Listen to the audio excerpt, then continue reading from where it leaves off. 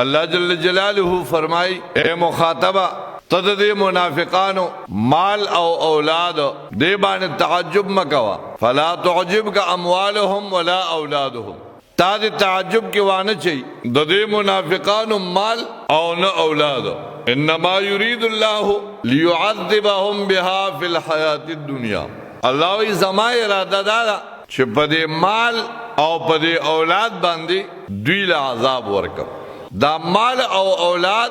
دوی دا پارا دا عذاب سبب گردی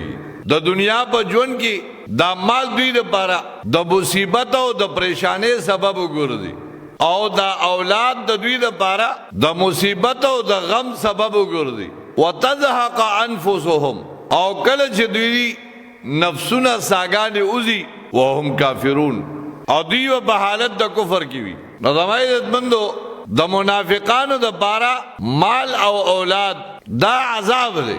گن وجوہات تی ولی عذاب دے یو خو عذاب پا دی بنیاد دے چھ دوی مال پا غلط طریقہ بانے لگئی پا گناہونو کی لگئی دا اللہ دا اللہ دا رسول پا نافرمانے کی لگئی نو دا مال دا دوی دا پارا دا عذاب سبب دے یا امدق مال دا دوی دا پریشانو سبب دے الکہ فلان کی رانا دمرا مالو خوڑو فلان کی زی کی میں دمرا نقصان شو او فلان کی مال بانے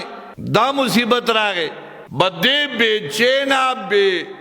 سکون زندگی تے رہی بے آرام زندگی تے رہی نو دا مال دوی دا پار دا عذاب سبب دے دغرنگی اولاد دا انسان دا اللہ نغواری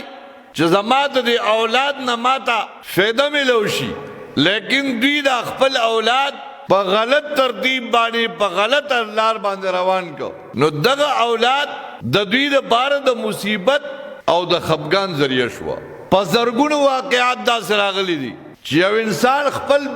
مال و دولت پا بچو بانے قربان کرے دی